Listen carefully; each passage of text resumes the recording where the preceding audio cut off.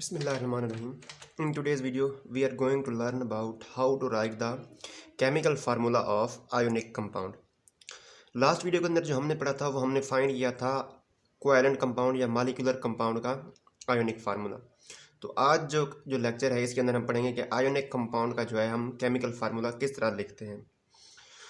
Ionic compound का chemical formula लिखने से पहले जो हमें एक चीज़ का पता होना चाहिए वो है चंद जो है हमें आयंस का पता हो इनके ऊपर क्या चार्ज होता है।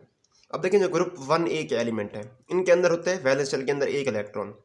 अब वो इस एक इलेक्ट्रॉन को लूज करके बनाते हैं +1 कैटायन। ये जो कैटायन बनाते हैं इसके ऊपर 1+ चार्ज होता है। इसी तरह जो पोटाशियम है इसके ऊपर भी 1+ चार्ज होता है। जबकि ग्रुप 2A के जो एलिमेंट्स हैं इनके वैलेंस शेल के अंदर जो है 2 इलेक्ट्रॉन होते हैं। इन दो को लूज करके ये बनाते हैं 2+ कैटायंस। इसके बाद आते हैं हमारे पास ट्रांजिशन मेटल्स। ग्रुप 2A के बाद दरमियान में जो है पीरियोडिक टेबल में हमारे पास जो है ट्रांजिशन मेटल्स होते हैं जो कि मुख्तलिफ जो है चार्ज वाले कैटायंस या एनायंस बनाते हैं। उनको अभी हमने नहीं पढ़ना। इसके बाद होता है group 3A element. Group 3A जो एलिमेंट है इनके वैलेंस शेल के अंदर होते हैं 3 इलेक्ट्रॉन। वो उन 3 को लूज करके बनाते हैं 3+ कैटायंस। इसी तरह ग्रुप 4A जो एलिमेंट हैं ये जो है मोस्टली जो है आयंस नहीं बनाते, ये कोवैलेंट कंपाउंड्स बनाते हैं। इसके बाद है ग्रुप 5A एलिमेंट। 5A के अंदर जैसे है नाइट्रोजन एंड फास्फोरस। तो अगर हम देखें तो इसके नाइट्रोजन और फास्फोरस इनके वैलेंस शेल के अंदर होते हैं 5 इलेक्ट्रॉन। तो अब इनको 8 इलेक्ट्रॉन करने के लिए क्या करते हैं, ये 3 इलेक्ट्रॉन गेन करते हैं। तो इनके ऊपर -3 जो है चार्ज होता है। तो ये 3- एनाइंस बनाते हैं। इसके बाद जो हमारे पास हैं group 6A elements, oxygen and sulphur. इनके अंदर होते हैं वैलेंस शेल में 6 इलेक्ट्रॉन। ये डेफिनेटली 2 इलेक्ट्रॉन गेन करके बनाएंगे 2- एनाइंस। इसके बाद है हमारे पास halogen, fluorine, chlorine, bromine and iodine. तो फ्लोरीन इनके वैलेंस शेल के अंदर होते हैं 7 electron. They will gain 1 electron and form -1- anions.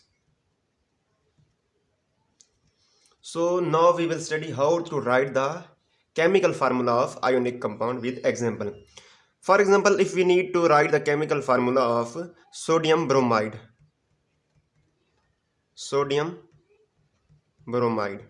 तो फर्स्ट ऑफ ऑल हमें क्या करना है कि जो एलिमेंट्स जो एटम्स के नाम हमें बताए गए हैं उनके सिंबल हमने लिखने हैं। तो सोडियम का सिंबल क्या है, Na।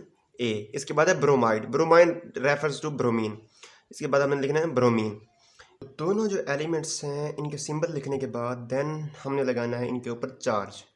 अब सोडियम जो है ये ग्रुप 1A एलिमेंट है। तो इसके अंदर एक इलेक्ट्रॉन होता है वैलेंस में। उस एक इलेक्ट्रॉन को लूज करके ये बनाता है +1 कैटायन। इसी तरह जो ब्रोमीन है, ब्रोमीन हैलोजन है यहाँ पे मौजूद है और ये जो है 7 इलेक्ट्रॉन होती है इसके अंदर। तो एक इलेक्ट्रॉन इसने गेन करके बना दिया ब्रोमाइड आयन, 1- आयन। अब हमने क्या करना है, अब अगर मैग्नीट्यूड ऑफ चार्जेस बराबर हो, जो चार्जेस हैं उनकी क्वांटिटी बराबर, लेकिन इसके देखिए इसके ऊपर भी +1 है, इसके ऊपर -1 है। तो इनकी क्वांटिटी बराबर है, ये भी एक है ये भी एक है। तो इस केस के अंदर जो आयंस होते हैं इनकी जो रेशियो होती है 1:1 होती है। हम इसको जो है NaBr लिख सकते हैं। This is the formula of sodium bromide. इसी तरह जो है अगर हम कैल्शियम सल्फाइड के लिए फार्मूला लिखें, कैल्शियम सल्फाइड,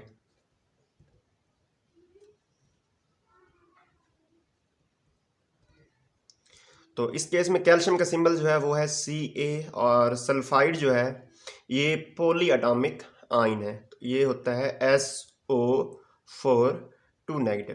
ठीक है, ये पॉली एटॉमिक आयन है और इसके ऊपर 2- चार्ज होता है।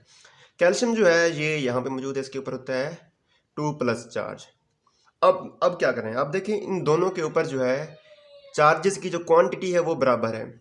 इसके ऊपर भी +2 है, इसके ऊपर -2। अगरचे चार्जेस के जो साइन है वो अलग है लेकिन इनकी क्वांटिटी सेम है। तो क्या करेंगे, ये दोनों जो है जो अमाउंट है चार्जेस की ये कैंसल आउट हो जाएगी और हम सिंपल जो है लिख देंगे CaSO4। This is the formula of calcium sulphide. अब जो है हम एक एग्जांपल देखते हैं जिसके अंदर जो है आयंस के ऊपर जो चार्ज की क्वांटिटी है वो बराबर नहीं है। For example aluminium chloride, aluminium chloride तो इसके अंदर दो किस्म के आयन्स हैं, एल्यूमिनियम एंड क्लोराइड। एल्यूमिनियम जो है ये मौजूद है ग्रुप 3A के अंदर। इसके ऊपर जो इसका जो सिंबल है वो है Al और इसके ऊपर जो चार्ज है वो है 3+। क्लोरीन आप जानते हैं कि हैलोजन है और ये होता है इसके ऊपर चार्ज Cl-। अब हमने क्या करना है, अब जो है चार्जेस की जो क्वांटिटी है वो बराबर नहीं है, तो इस केस के अंदर जो है क्रिस क्रॉस मेथड जो है वो यूज़ किया जाता है। ये -1 है जो हम लिखते नहीं हैं। तो इस केस के अंदर क्या होता है, क्रिस क्रॉस मेथड। तो क्रिस क्रॉस मेथड के अंदर जो कैटायन के ऊपर चार्ज है ना वो एनायन का सबस्क्रिप्ट बन जाता है, ठीक है ना। ये है क्रिस क्रॉस मेथड, वो इसका सबस्क्रिप्ट बन जाएगा और जो एनायन के ऊपर चार्ज है वो कैटायन का सबस्क्रिप्ट बन जाएगा। तो हम इसको लिखेंगे Al, तो ये सबस्क्रिप्ट यहाँ पे 1 एंड देन Cl का सबस्क्रिप्ट आ जाएगा 3। अब चूंकि एक जो है ये नहीं लिखा जाता है, एक लिखें या ना लिखें इससे कोई फ़र्क नहीं पड़ता, तो इसका जो फार्मूला होगा वो सिंपली AlCl3 होगा।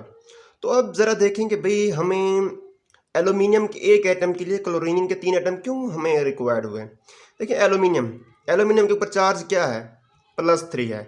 सो इसके ऊपर ओवरऑल चार्ज है +3, जबकि क्लोरीन के ऊपर -1 है। अब इस +3 को कैंसिल आउट करने के लिए हमें क्लोरीन के 3 एटम रिक्वायर्ड होंगे। -1 3 एटम्स लें तब जाके ये -3 होगा और +3 -3 जो है ये एक दूसरे को कैंसिल आउट कर देंगे, ओवरऑल चार्ज जो है -0 होगा। इस तरह जो है हमें क्लोरीन के जो है 3 एटम्स जो हैं वो रिक्वायर्ड होते हैं एल्यूमिनियम के एक एटम के साथ।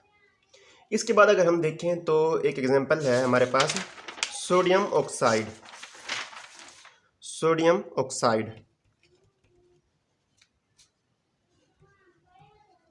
सोडियम जो है इसका सिंबल है Na और ये प्रेजेंट है 1A के अंदर। इसका जो चार्ज होता है वो होता है 1+। ऑक्साइड रेफर्स टू ऑक्सीजन और ऑक्सीजन के ऊपर जो चार्ज होता है वो 2- होता है। अब चार्जेस की क्वांटिटी बराबर नहीं है, so we will use the criss cross method. Charge on oxygen will become the subscript of sodium and charge on sodium will become the subscript of oxygen. So this will become Na2 and O1। 1 को जो है लिखें या ना लिखें इससे कोई फर्क नहीं पड़ता, so we will write it like Na2O। So this is how we write the chemical formula of ionic compound।